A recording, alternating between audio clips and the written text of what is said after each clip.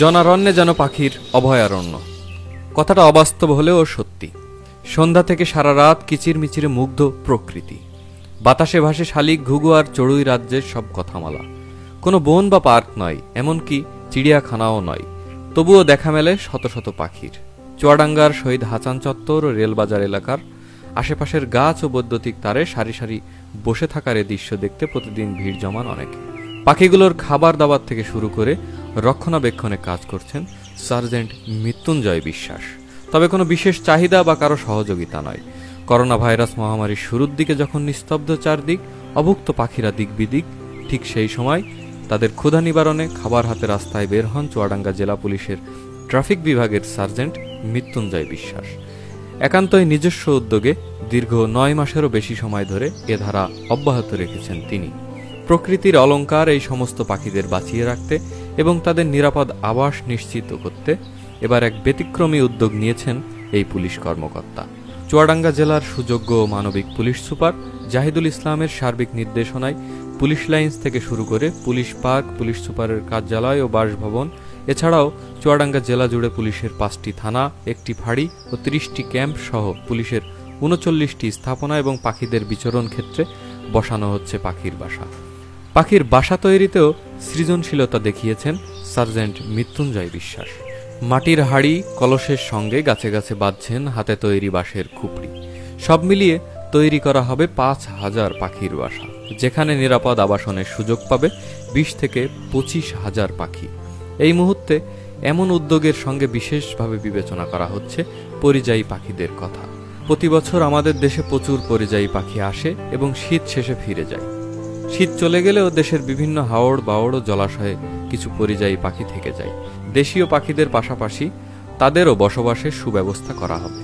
এই কর্মযজ্ঞ উদ্বোধন করতে এসে গণমাধ্যম কর্মীদের কাছে দেওয়া এক বক্তব্যে এসপি জাহিদুল ইসলাম বলেন, কাজ করি, তদন্তের কাজ করি, পাশাপাশি আমরা মানুষের সেবার কাজ করি।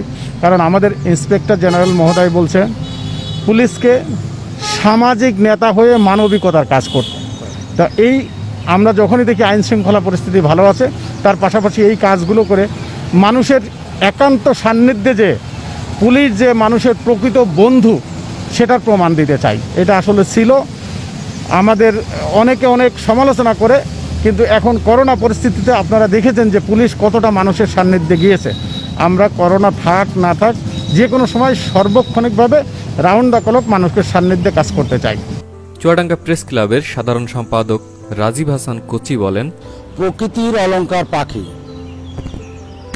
এই শীত মৌসুমে আমাদের এই দেশে বিভিন্ন দেশ থেকে পর্যাপ্ত পরিমাণ অতিথি পাখি আমাদের দেশে আসে। তা আমাদের চুয়াডাঙ্গা জেলাতে বিল, বাউড়, হাট, গাছপালা, সবুজ যে আছে, সেখানে আসলে পাখি টিকে থাকা খুব কঠিন হয়ে যায়। তো যে কারণে যে আমাদের সার্জেন্ট মৃত্যুঞ্জয় যে উদ্যোগ নিয়েছে, আমি মনে করি একটা মহতি উদ্যোগ। এই মাটির ভাড় এবং বাঁশের যে নিড় তৈরি করে উনি বিভিন্ন গাছে বিভিন্ন স্থাপনায় স্থাপন করছে। আমরা যেটা শুনলাম সেটা হচ্ছে চুয়াডাঙ্গা জেলার যতগুলো পুলিশ ক্যাম্প আছে, প্রত্যেকটা পুলিশ ক্যাম্প সহ প্রায় 20,000 পাখির আবাসস্থল করার জন্য উনি উদ্যোগ নিয়েছেন। আমি মনে করি এটা একটা মহতি উদ্যোগ, এটা পাখিদের একটা আবাসস্থল তৈরি হবে। পাশাপাশি উনি হচ্ছে পাখিদের জন্য খাবারেরও ব্যবস্থা করে, যেটি আসলে পাখিদের জন্য খুবই প্রয়োজনীয়। প্রথম আলোর চুয়াডাঙ্গা প্রতিনিধি শাহ আলম সনি বলেন, আমরা যদি পাখির চোখে চুয়াডাঙ্গা জেলাকে দেখি, উপরে ড্রোন কিংবা বহুতল ভবন থেকে নিচে তাকালে ব্যাপক সবুজ আমাদের চুয়াডাঙ্গা জেলা। আর এর পাশাপাশি আমাদের এখানে জলাভূমি অনেক আছে, বিল, হাওড় বাওড় এগুলো আছে, যে কারণে প্রতি বছর এখন যে মৌসুমটা শুরু হলো শীতকালে কিন্তু ব্যাপক ভিনদেশি পাখি আসে আমাদের দেশে, অতিথি পাখি। এবং অতিথি পাখিদের যতটা পাখি আসে তার কিন্তু একটা অংশ, উল্লেখযোগ্য অংশ আমাদের বাংলাদেশে থেকে যায়।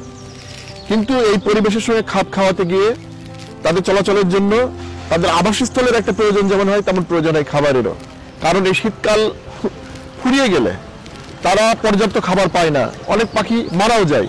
তো আমার হিসেবে যে সার্জেন্ট মৃত্যুঞ্জয় যে উদ্যোগটা নিয়েছে, এটা অবশ্য একটা দৃষ্টান্ত হতে পারে। শুধু পুলিশ সদস্য নয়, স্বাভাবিক মানুষ যাদের সামর্থ্য আছে, আর্থিকভাবে যারা স্বাবলম্বী, তারা যদি এই ধরনের উদ্যোগ নেয়, অবশ্যই আমাদের প্রকৃতি বাঁচবে। প্রকৃতি বাঁচলে আমরাও সুন্দরভাবে বাঁচতে পারবো। দৈনিক সময়ের সমীকরণের প্রধান সম্পাদক নাজমুল হক স্বপন বলেন, সার্জেন্ট মৃত্যুঞ্জয় তার নির্দিষ্ট কাজের বাইরে যে পাখির অভয়ারণ্য তৈরিতে যে ভূমিকা রেখেছে তা নিঃসন্দেহে প্রশংসনীয় এবং অনুকরণীয়। তার এই উদ্যোগ আরও বেশি মানুষের মধ্যে ছড়িয়ে পড়ুক এবং মানুষ আরও বেশি করে প্রকৃতি এবং জীববৈচিত্র্যকে রক্ষায় এগিয়ে আসুক এবং পাখিদের অভয়ারণ্য আরও বেশি করে গড়ে উঠুক এবং প্রকৃতি তার নিজের চেহারায় ফিরে যাক, এই প্রত্যাশা আমি রাখছি।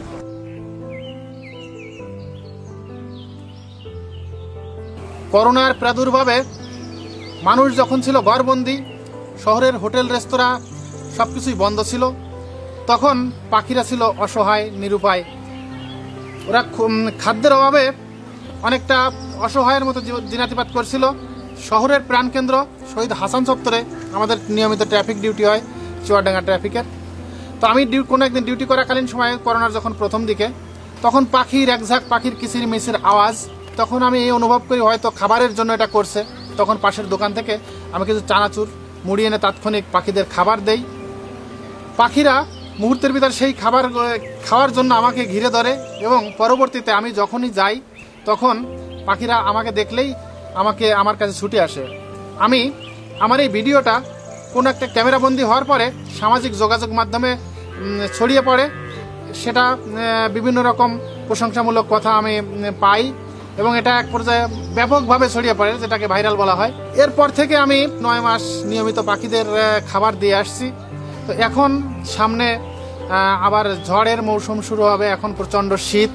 তখন আমি নিজের থেকে অনুভব করলাম খাবারের দাবি যেরকম মিটেছিলাম, খাবারের পাশাপাশি আমি যদি তাদের কিছু বাসস্থানের ব্যবস্থা করে দেই, তো সেই উদ্যোগ থেকে আমি চুয়াডাঙ্গা জেলা পুলিশের 5টি থানা, 30টি ক্যাম্প সহ মোট 39টি স্থাপনা আমি পরিকল্পনা করেছি। এই 39টি স্থাপনায় প্রায় 5000 পাখির বাসা আমি নিজ উদ্যোগে বেঁধে দিব।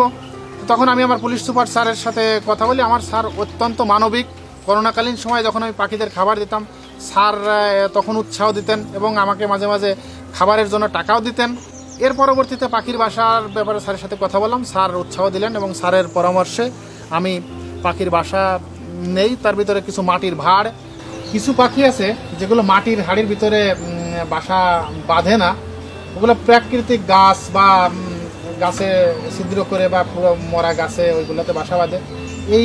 এই দিক বিবেচনা করে আমি কিছু পাহাড়ি বাঁশ, যেটায় পাখি খুব সহজে থাকতে পারে, এই বাঁশটা চিটাগাং থেকে নিয়েছি, যেটাকে হাইব্রিড বা পাহাড়ি বাঁশ বলে। এভাবে বাঁশ এবং মাটির হাড়ি মিলে প্রায় 5000 তৈরি করেছি।